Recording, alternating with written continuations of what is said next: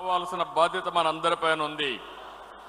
దానికోసమే ఇటీవల ప్రధానమంత్రి గారు నన్ను అడిగి ఏదైతే 11వ ఇంటర్నేషనల్ యోగా డే పెడుతున్నాం, ఆ ఇంటర్నేషనల్ యోగా ఆంధ్రప్రదేశ్లో కేంద్రంగా పెడితే బాగుంటుంది, విశాఖపట్నంలో పెడదామని వారు నాకు సజెస్ట్ చేశారు. నేను ఇమ్మీడియట్గా ఒప్పుకున్నాను. నాకు మీ అందరి పైన నమ్మకం, రాష్ట్రం పైన నమ్మకం. అందుకే ప్రపంచంలోనే జూన్ 21 జరిగే యోగా డే ఒక చరిత్ర సృష్టించబోతున్నామని చెప్పి నేను మీకు తెలియజేస్తున్నా. ఇది ఒక హిస్టరీ, ఒక చరిత్ర.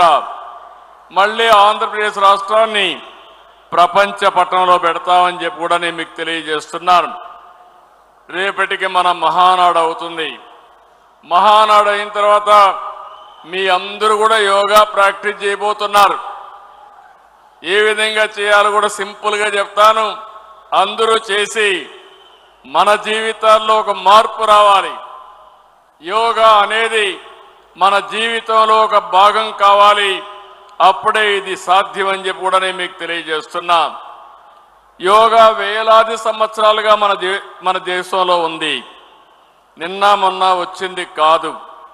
వేదకాలం నుంచే అభివృద్ధి చెందిన ప్రాచీన విజ్ఞానం. యోగా శాస్త్రం పతంజలి మహర్షి మనకిచ్చిన ఒక వరం. యోగా మన శారీరక ఆరోగ్యాన్ని, మానసిక ఒత్తిడిని పూర్తిగా తగ్గిస్తుంది. వెరీ సింపుల్గా నేను మీ అందరికీ చెప్తున్నాను. పెద్ద పెద్ద ఆసనాలు వేయడమే కాదు, సింపుల్ ఆసనాలు.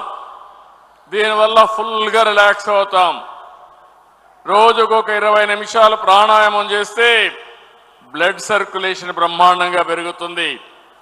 మీరు ఎప్పుడైనా ఫెటిక్ వస్తే 5 నిమిషాలు కళ్ళు మూసుకుని మెడిటేషన్ చేస్తే మీలో ఎక్కడా లేని శక్తి వస్తుంది. అదే యోగా.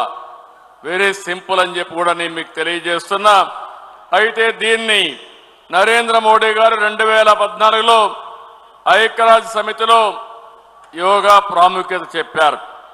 వారి చొరవతో ప్రపంచం మొత్తం అంతర్జాతీయ యోగా దినోత్సవాన్ని జూన్ 27 తారీఖు చేసే విధంగా ప్రమోట్ చేశారు, యాక్సెప్ట్ చేశారు, అనౌన్స్ చేశారు. 177 దేశాల్లో యోగా అమలు చేస్తున్నారు. ఇది మీరు ఒక్కసారి చూస్తే ఈరోజు మన దేశంలో పుట్టిన యోగా గౌరవ నరేంద్ర మోడీ గారు ఐక్యరాజ్య సమితిలో ఆమోదింపజేయడమే కాకుండా ప్రపంచం మొత్తం 177 దేశాల్లో చేసే విధంగా చేశారంటే ఇది ఒక గొప్ప వినూత్నమైన అనుభవం అని చెప్పి కూడా నేను మీకు తెలియజేస్తున్నా. 2015లో తొలి యోగా దినాన్ని ఎక్కడ ఢిల్లీలో రాజ్పథ్లో ప్రారంభించారు. అక్కడి నుంచి ఈరోజు మనం చూస్తే దీన్ని ప్రపంచమంతా వెళ్ళి ప్రపంచానికి ఒక మాటలో చెప్పాలంటే ఒక గిఫ్ట్గా యోగాను మనం అందించే పరిస్థితికి వచ్చాం. ఈరోజు కొన్ని దేశాలు చూస్తున్నాం, టెర్రరిస్టులు ప్రోత్సహిస్తున్నారు, అశాంతికి కారకులు అవుతున్నారు. ప్రజాస్వామ్యంలో అలాంటివన్నిటి కూడా చోటు లేదు. అలాంటిది ఈరోజు మన దేశం ప్రపంచానికి యోగా ఒక కానుగ్గా ఇవ్వడమే కాకుండా యోగా ద్వారా శాంతిని ప్రమోట్ చేస్తున్నాం, మానవాళికి ఉపయోగపడేగా చేస్తున్నాం అని చెప్పి నేను మీకు తెలియజేస్తున్నా. రేపు జరిగే యోగా 11వది. ఈరోజు దీన్ని అమెరికా, యూరోప్, ఆస్ట్రేలియా అన్ని డెవలప్డ్ దేశాల్లో కూడా, అభివృద్ధి చెందిన దేశాల్లో కూడా యోగా అనేది వాళ్ళ జీవితాల్లో ఒక భాగంగా తయారైంది. కొంతమంది విదేశస్తులు కూడా మన దేశానికి వస్తున్నారు, యోగా నేర్చుకుంటున్నారు. అక్కడి నుంచి ఆ దేశాల్లో కూడా పోయి వాళ్ళ ఊరికి వెళ్ళి ప్రాక్టీస్ చేసే పరిస్థితికి వచ్చారు. ఈ సంవత్సరం యోగా థీమ్ చూస్తే yoga one earth one health. ఈ థీమ్తో yoga for one earth one health అనే కార్యక్రమంతో మనం ముందుకు పోతున్నాం. నేను ఇక్కడ ఉండే కార్యకర్తలు అడుగుతున్నా, ఎంతమంది యోగా ప్రాక్టీస్ చేస్తున్నారు తమ్ముళ్ళు అని అడుగుతున్నా.